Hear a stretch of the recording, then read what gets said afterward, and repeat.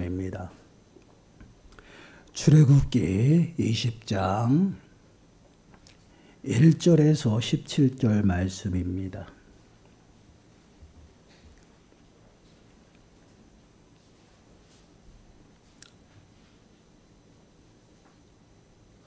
우리 한 목소리로 함께 읽겠습니다. 하나님이 이 모든 말씀으로 말씀하여 이르시되 나는 너를 애굽 땅 종되었던 집에서 인도하여 낸 네 하나님 여호와니라. 너는 나 외에는 다른 신들을 내게 두지 말라. 너를 위하여 새긴 우상을 만들지 말고 또 위로 하늘에 있는 것이나 아래로 땅에 있는 것이나 땅 아래 물속에 있는 것에 어떤 형상도 만들지 말며 그것들에게 절하지 말며 그것들을 섬기지 말라. 나 내 하나님 여호와는 질투하는 하나님인즉 나를 미워하는 자의 죄를 갚되 아버지로부터 아들에게로 3, 4대까지 이르게 하거니와 나를 사랑하고 내 계명을 지키는 자에게는 1000대까지 은혜를 베푸느니라. 너는 내 하나님 여호와의 이름을 망령되게 부르지 말라. 여호와는 그의 이름을 망령되게 부르는 자를 죄 없다 하지 아니하리라.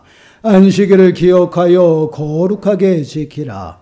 엿새 동안은 힘써 네 모든 일을 행할 것이나 일곱째 날은 내 하나님 여호와의 안식일인즉 너나 네 아들이나 네 딸이나 네 남종이나 네 여종이나 네 가축이나 내 문 안에 머무는 객이라도 아무 일도 하지 말라. 이는 엿새 동안에 나 여호와가 하늘과 땅과 바다와 그 가운데 모든 것을 만들고 일곱째 날에 쉬었음이라. 그러므로 나 여호와가 안식을 복되게 하여 그날을 거룩하게 하였느니라. 내 부모를 공경하라. 그리하면 내 하나님 여호와가 내게 준 땅에서 내 생명이 길리라. 살인하지 말라. 간음하지 말라. 도둑질하지 말라. 네 이웃에 대하여 거짓 증거하지 말라. 네 이웃의 집을 탐내지 말라. 네 이웃의 아내나 그의 남종이나 그의 여종이나 그의 소나 그의 낙이나 무릇 네 이웃의 소유를 탐내지 말라.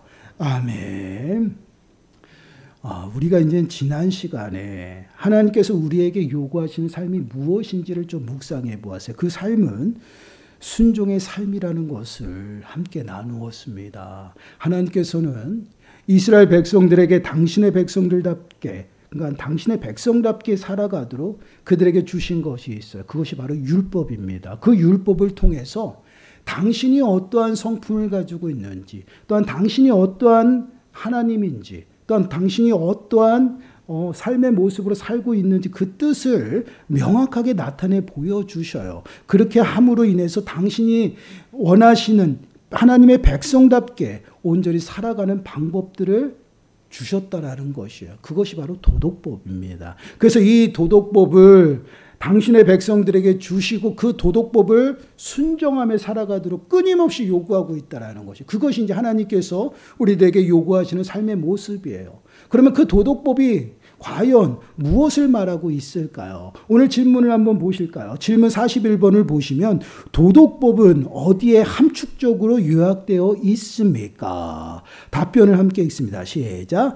도덕법은 십계명에 함축적으로 요약되어 있습니다. 도덕법은 어디에 있다고요? 십계명에 있다라는 것이에요. 단순히 이 십계명은 하나님 앞에 책임과 의무 그런 것도 있지만 마땅히 우리가 이 땅을 살아가면서 도덕적이고 윤리적이고 하나님 백성답게 살아가야 할 가이드, 또한 삶의 방법이에요. 이렇게 하나님 백성답게 살아가도록 이스라엘 백성들에게 주신 것이 바로 십계명입니다. 이 십계명에 당신이 누구시고 또한 당신의 뜻이 무엇인지, 또한 당신은 어떠한 하나님인지, 또한 당신이 무엇을 요구하시는지, 어떠한 도덕적이고 윤리적인 삶을 살아가야 하는지 당신의 백성들에게 가르쳐주고 있다는 것이에요.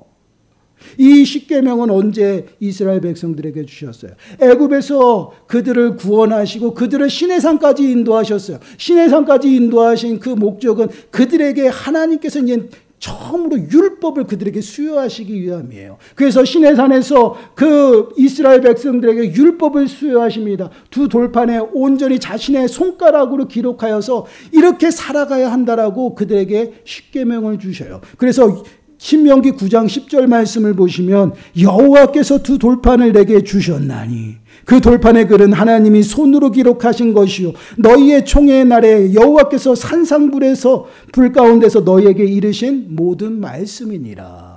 하나님께서 이스라엘 백성들에게 너희는 이렇게 살아가야 된다라고 십계명을 지금 말씀을 하고 있잖아요. 이 말씀을 시내산에서 돌판을 통해서 새겨주셨다라는 것이에요. 그것을 새겨서 온전히 하나님의 백성답게 그것을 지키며 살아가는 것이에요. 오늘날에는 어떻습니까? 하나님의 뜻과 말씀을 돌판에 새긴 것이 아니라 이제는 우리들 마음밭에 새겼어요. 마음밭에 새겨서 성령을 부어주셔서 성령을 통해서 하나님의 뜻과 하나님의 그 말씀과 또한 하나님이 어떠하신 분이신지를 깨닫게 하셨다라는 거예요. 이제는 문서, 법률적인 그런 조문을 따르는 것이 아니라 이제는 성령의 인도하심 가운데 살아가는 것이에요. 그것이 이제 새로운 하나님의 언약입니다. 이렇게 하나님께서는 도덕적인 그 도덕법을 이스라엘 백성들에게 또한 하나님 백성들에게 주심으로 인해서 어떻게 살아가라는 것이에요. 하나님 백성답게 살아가라는 것이에요. 그러면 이 도덕법이 의미하는 참된 이유는 무엇일까요? 그러니까 한마디로 얘기하면 이 십계명에서 말하고 있는 이 요지, 주제가 무엇이냐라는 거예요. 정말 하나님의 뜻, 하나님이 무엇을 우리들에게 요구하시냐. 이 십계명을 줄줄이 나열하면서 우리들에게 요구하시는 그 요지가 있다라는 것인데 그것은 단 한 가지밖에 없어요. 바로 사랑이에요. 하나님을 마음과 뜻과 정성을 다해서 하나님을 사랑하는 것이고 더 나아가서는 그 사랑을 이제는 수평적으로 이웃에게 베풀며 살아가는 것이에요. 그래서 내 이웃을 내 몸과 같이 살아가는 이것이 참된 십계명, 하나님이 주신 율법의 요지라는 것이에요. 그래서 신명기 6장 5절 말씀을 보시면 너는 마음을 다하고 뜻을 다하고 힘을 다하여 내 하나님 여호와를 사랑하라는 것이에요. 이것이 가장 먼저 이스라엘 백성들에게 주어진 율법이에요. 그리고 더 나아가서 그 사랑 가운데에서 이제는 모든 공동체 안에서 그 공동체 안에 있는 지체들을 사랑하며 베풀며 살아가는 것이에요. 그래서 레위기서 19장 8절 말씀을 보시면 원수를 갚지 말며 동포를 원망하지 말며 네 이웃 사랑하기를 내 자신과 같이 사랑하라. 나는 여호와니라. 내 몸과 같이 사랑하라. 바로 이것이 율법의 참된 의미예요. 그런데 신약시대의 종교 지도자들과 율법주의자들은 어떻습니까? 이 사랑이 빠진 가운데에서 온전히 어떻게 해요? 그 율법만 지켰어요. 그러한 율법주의자와 종교 지도자들에게 예수님께서 외식하고 형식주의자라고 얘기하는 것이에요. 그러한 자들은 온전히 하나님의 사랑을 깨닫지 못하고 그 사랑을 전달하면서 또한 전하면서 살아가지 못하는 그러한 삶 가운데 살아가는 것을 보게 돼요. 그런 율법주의자가 예수님 앞에 나와서 시험하죠. 가장 큰 계명이 무엇입니까? 라고 예수님 앞에 질문해요. 그랬을 때 예수님은요 아주 딱 명료하게 이야기를 합니다. 마태복음 22장 37절에 40절까지 말씀을 보시면 우리 한 목소리 읽어보겠습니다. 시작. 예수께서 이르시되 네 마음을 다하고 목숨을 다하고 뜻을 다하여 주 너의 하나님을 사랑하라 하셨으니 이것이 크고 첫째 되는 계명이요 둘째도 그와 같으니 네 이웃을 내 자신과 같이 사랑하라 하셨으니 이 두 계명이 온 율법과 선지자의 강령이니라. 이 두 계명 무엇을 얘기해요? 하나님을 사랑하는 것, 또 하나는 무엇이에요? 내 이웃을 사랑하는 것. 이 두 계명이 온 율법과 선지자의 강령이라는 것이에요. 무슨 의미입니까? 율법에 속해 있는 그 요지, 참된 의미, 또한 선지자들이 말하는 모든 말씀, 그 말씀에 품어져 있는 속된 참된 뜻이 무엇이냐? 사랑이라는 것이에요. 이렇게 하나님께서는 이스라엘 백성들의 하나님 백성들에게 살아가도록 십계명을 주셨는데 그 십계명을 통틀어 우리들이 찾아보면 하나님을 사랑하는 것이고 또 내 이웃을 내 몸과 같이 살아가는 것이 온전히 사랑하며 살아가도록 그렇게 만들었다라는 것이에요. 그 율법을 주심으로 인해서 온전히 사랑 가운데 거하며 살아가도록 이스라엘 백성들에게 요구하고 있다라는 것이에요. 그렇기 때문에 하나님께서 우리들에게 요구하시는 삶은요 아주 간단해요. 말씀 앞에 순종하는 것인데 그 순종이 뭐예요? 사랑하는 것이에요. 하나님을 온전히 사랑하는 것이고 더 나아가서 내 이웃을 내 몸과 같이 사랑하는 것이에요. 그러면 왜 우리가 사랑하며 살아가야 되는가? 그것은 바로 하나님의 사랑이 우리들에게 임했기 때문에 그래요. 여러분 요한일서 4장 8절 말씀을 보시면 사랑하지 아니하는 자는 하나님을 알지 못하나니 이는 하나님은 사랑이심이라. 하나님의 사랑이 무엇이에요? 예수 그리스도를 우리를 위해서 이 땅에 보내주신 것이에요. 그 예수 그리스도를 통해서 당신의 사랑을 확증해서 보여주셨어요. 그 사랑이 우리에게 임했다라는 것이에요. 그 사랑을 받지 아니한 자, 그 사랑을 알지 못하는 자들은요, 절대 이웃에게 사랑을 베풀지 못해요. 결국은 사랑하지 못하고 이웃을 사랑하지 못하는 그러한 삶의 모습은요, 구원받은 백성이 아니다라는 것이에요. 왜 그렇습니까? 하나님의 사랑을 알지 못하기 때문에. 하나님의 사랑으로 말미암아 우리가 죄와 사망 가운데서 건져졌고요. 구원받았어요. 그 사랑은요. 우리들의 마음밭에 새겨져서 잊혀지지 않는 것이에요. 그 사랑을 받은 자들은요. 마땅히 그 사랑을 실천하며 살아가야 돼요. 이것이 하나님께서 우리들에게 요구하시는 삶의 모습이에요. 이스라엘 백성들을 애굽에서 구원하시고 그들에게 율법을 주셨죠. 이제는 너희가 하나님의 백성답게 살아가야 되는 것이야. 그러기 위해서는 너희들 이제 애굽에 있는 모든 우상을 다 저버리고 이제는 하나님만을 섬겨야 된다라는 것이에요. 그것을 1계명부터 4계명까지 말하고 있어요. 그리고 너희들은 이제는 세상 법대로 서로 경쟁하며 살아가는 것이 아니라 이제는 하나님의 법 아래서 사랑하며 살아가는 것이다. 그것을 5계명부터 10계명까지 주신 거예요. 결국은 하나님을 사랑하고 너희들을 서로 사랑하고 아끼며 섬기며 살아가라는 거죠. 이 율법을 그들에게 주심으로 인해서 그 율법대로 온전히 살아가라 말씀을 하고 있어요. 그것이 하나님 백성들께 살아가는 것이에요. 결국은 하나님의 그 말씀대로 순종하며 살아간다라는 것. 그 말씀은요, 우리가 사랑을 베풀고 사랑 안에 거하며 살아가는 것이에요. 그것은 하나님의 사랑이 우리 안에 거하기 때문에 그래요. 요한일서 4장 16절 말씀에서 분명히 이야기합니다. 우리 한 목소리 읽어볼까요? 시작. 하나님이 우리를 사랑하시는 사랑을 우리가 알고 믿었노니 하나님은 사랑이시라. 사랑 안에 거하는 자는 하나님 안에 거하고 하나님도 그의 안에 거하시느니라. 아멘. 우리를 사랑하시는 사랑을 우리가 알고 믿었다. 하나님이 우리에게 사랑으로 확증해 보이신 것이 뭐예요? 예수 그리스도예요. 우리를 너무 사랑하셔서 당신의 독생자 예수 그리스도를 이 땅에 보내주셨다라는 것이에요. 그리고 우리를 위해서 십자가의 죽음에까지 내놓으셨어요. 그리고 죽게 하셨어요. 우리의 모든 죄의 짐을 다 담당케 하시고 우리를 속량하셨다. 이것이 하나님의 사랑이에요. 이 사랑을 우리가 믿는다라는 거예요. 믿기 때문에 우리가 하나님의 사랑 가운데 거하는 것이고 그 사랑이 우리 안에 머물고 또한 하나님이 우리 안에 거한다라는 그런 우리들이 하나님의 백성이라는 것이에요. 그렇기 때문에 하나님 백성답게 살아가는 것은요, 아주 간단합니다. 온전히 말씀을 지키는 것이에요. 그 말씀이 육신이 돼 우리 가운데 오셨기 때문에 그 예수 그리스도를 믿으면서 살아가는 것이잖아요. 그 계명을 온전히 지켜 행하는 것이 온전히 하나님 앞에 온전히 하나님을 섬기고 살아가는 것이에요.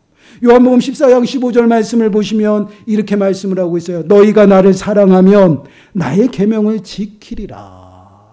여러분 이 말씀은요, 우리가 왜 하나님 말씀 앞에 또한 하나님 규례 계명을 지키며 살아가야 되는가? 그것은 하나님을 사랑하기 위해서요. 여러분 우리가 늘 입버릇처럼 늘 기도하면서 고백하잖아요. 또한 우리 찬양으로도 고백했습니다. 사랑하는 나의 아버지. 사랑합니다. 하나님 사랑합니다. 주님 사랑합니다. 그 사랑이 무엇이냐는 것이에요.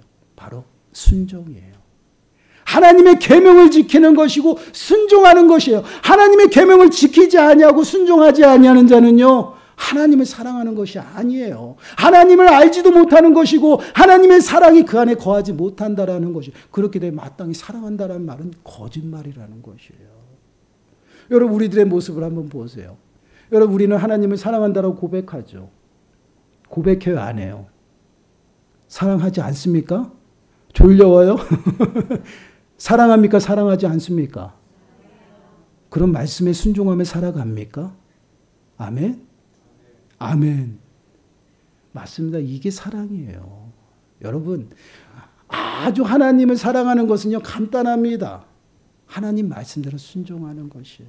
하나님의 말씀 앞에 순종하며 살아갈 때에 우리는 하나님의 사랑 가운데 거하고요. 그 사랑이 내 안에서 머무는 것이 아니에요. 여러분, 불이 내게 임했어요. 그 뜨거운 불이 임했는데 내가 가만히 있을까요? 아니에요. 뜨거 난리가 나죠. 그리고 그 불이 임한 것을 다 알아요. 이게 하나님의 사랑이 임하는 것이에요. 그렇기 때문에 그 사랑은 머물지 않습니다. 그 사랑은요, 내 이웃에게, 주변 사람들에게 흘러 들어가는 것이에요. 이러한 사랑 가운데 거하는 삶의 모습이 하나님을 사랑하는 것이에요. 그 사랑 가운데 온전히 살아가도록 하나님께서 우리들에게 계명을 주신 것이에요. 하나님만을 섬길 수 있는 방법을 주신 것이고, 또한 하나님의 자녀답게 또한 이웃에게 사랑을 베풀며 살아가는 방법이 무엇인지를 명확하게 우리들에게 보여주신 것이에요. 그러므로 우리가 그 말씀을 지켜 행함으로 온전히 하나님의 자녀답게 살아갈 수 있다는 것이에요. 이것이 바로 우리가 하나님 말씀 앞에 순종하는 삶의 목적입니다. 그리고 하나님께서 우리들에게 요구하시는, 순종을 요구하시는 이유가 바로 여기 있어요. 사랑하며 살아가라는 것이에요. 여러분, 사랑하지 아니하면 우리는 어떻게 살아갈까요? 오전에도 말씀을 드렸잖아요. 하나님이 없는 삶. 끊임없이 여러분, 내가 더 높은 자리를 가기 위해서 끊임없이 다툼과 시기와 질투 가운데서 상상을 해보세요. 매 순간 내 것을 지키기 위해서 바둥바둥거리며 살아가야 돼요. 평안이 있을까요? 아니요. 평안이 없죠. 매 순간 다툼 가운데 살아가야 됩니다. 얼마나 지옥 같을까요? 그러한 삶에서 우리를 건지셨어요. 그리고 우리를 사랑하면서 사랑 가운데 살아가도록 우리들에게 하나님께서 당신의 말씀을 우리들에게 선물로 주셨다라는 거죠. 그렇기 때문에 그 말씀을 순종하며 살아가면요, 우리들의 삶 가운데 그 사랑이 충만해지는 것이에요. 여러분, 우리가 신앙생활하면서도 그런 걸 많이 느끼잖아요. 말씀 충만하고 성령 충만한 사람들은요, 누가 뭐라 그래도요, 그냥 행복해요. 즐거워요. 평안해요. 그리고 늘 사랑합니다. 그런 말을 많이 하잖아요. 근데 내가 영적으로 무감각해지고요, 또한 영적으로 메말라 있으면요, 짜증나요. 같이 있는 것도요. 그리고 또 이렇게 예배는 드려야 되는데 예배 자리에 앉아 있으면 오늘따라 왜 이렇게 목사님 설교가 긴지 막 짜증이 나요. 여러분, 이거는 당연한 것이에요. 왜 그렇습니까? 우리가 육신에 속해 살아가면요, 결국은 영의 것과 원수가 돼요. 부딪힐 수밖에 없어요. 그렇기 때문에 영의 좋은 것들을 받아들이지 못해요. 그렇기 때문에 같은 장소에 있지만 영적인 무감각 가운데, 영적인 또한 나태함과 게으름 가운데 있는 사람들은요, 이것을 보지 못해요. 그러나 성령의 충만함을 가지고 또한 늘 충만한 가운데 늘 행복한 사람들은 어때요? 앞에서 목사님이 설교를 죽을 써도 할렐루야예요. 안 그런 것 같죠? 우리가 경험해봤잖아요. 이게 신앙생활이에요. 하나님께서 우리들에게 요구하시는 삶의 모습은요, 바로 이러한 모습이에요. 전에 살았던 육신에 속해서 바동바동거리는 그러한 삶의 모습이 아니라 이제는 하나님 말씀 위에 서서 서로 사랑하며 하나님의 사랑 가운데 거하며 늘 하나님을 섬기며 예배하며 살아가라는 그런 삶의 모습입니다. 그러한 삶을 통해서 하나님의 은혜가 우리들의 영적인 눈이 밝아져서 보인다라는 것이에요. 그 사랑을 쫓아다니게 되는 것이에요. 그러다 보니 늘 행복하는 거죠. 평안하죠. 마음에 쉼이 나타나는 것이에요. 이것이 바로 신앙생활이고 믿음생활. 이러한 삶 가운데 살아가도록 하나님께서 우리들에게 말씀을 주셨어요. 그래서 말씀에 충만한 것은요, 계속 강조해도 부족해요. 왜요? 말씀 가운데 충만하게 살아가야지만, 또 말씀대로 순종하며 살아가야지만 우리가 하나님을 알 수 있고요, 하나님의 뜻을 분별하고요, 또한 하나님이 어떠하신 분인지 알기 때문에 거기에 맞춰서 기도하게 된다라는 것이에요. 하나님의 말씀을 우리가 알지 못하면 하나님이 전능하신 분이라는 걸 어떻게 알 수가 있어요? 또한 하나님이 우리에게 요구하시는 뜻이 무엇인지 어떻게 알겠어요? 그래서 말씀 가운데 계속 충만하게 말씀 가운데 거하는 삶을 살아가야 되는, 이것은 강조하고 강조해도 또 부족한 것이에요. 끊임없이 우리는 말씀 가운데 들어가서 온전히 말씀 가운데 살아가야 됩니다. 이것이 하나님의 백성들의 모습이에요. 그래서 시편 119편 47절 48절 말씀을 보시면 이렇게 말씀을 해요. 내가 사랑하는 주의 계명들을 스스로 즐거워하며 또 내가 사랑하는 주의 계명들을 향하여 내 손을 들고 제 주의 율례들을 작은 소리로 읊조리리로다. 여기 보면 내가 사랑하는 주의 계명이에요. 그냥 주의 계명이 아니라 내가 사랑한다라는 것이에요. 누구의 말씀이? 하나님의 말씀이기 때문에 내가 사랑하고 내가 사랑하는 자의 말씀이기 때문에 그 계명을 온전히 사랑한다라는 것이에요. 그것을 즐거워하고 또한 그 계명을 내 심령 가운데 새겨서 온전히 그것을 지켜 행하며 살아가는 그것이 바로 하나님의 은혜 가운데 거하는 삶의 모습이에요. 여러분, 하나님께서는요, 우리를 끊임없이 그냥 노예로 취급하는 것이 아니에요. 우리가 주의 종입니다라고 하는데 왜 우리는 단순한 노예가 아니에요. 주의 종이지만 거룩한 하나님의 자녀이며 또 하나님의 백성입니다. 구별된 존재들이에요. 우리는 왕 같은 제사장들이에요. 그렇게 부르심을 받았어요. 그렇게 부르심을 받아서 하나님의 뜻대로 하나님의 은혜 가운데 그 말씀 앞에 순종하며 살아갈 때 이것을 지켜 행할 때 우리의 삶에 하나님의 은혜가 풍성하게 임한다라는 것이에요. 사랑하는 여러분, 우리가 정말 늘 마음에 새겨야 될 것은요, 하나님께서 우리들에게 요구하시는 삶의 모습은요, 순종이에요. 근데 그 순종의 모습은요, 결국은 하나님을 사랑하는 방법이라는 것이에요. 그 방법대로 살아가도록 이스라엘 백성들에게 십계명을 주셨어요. 그리고 오늘날 우리들에게 뭘 줬어요? 성경을 주셨다라는 것이에요.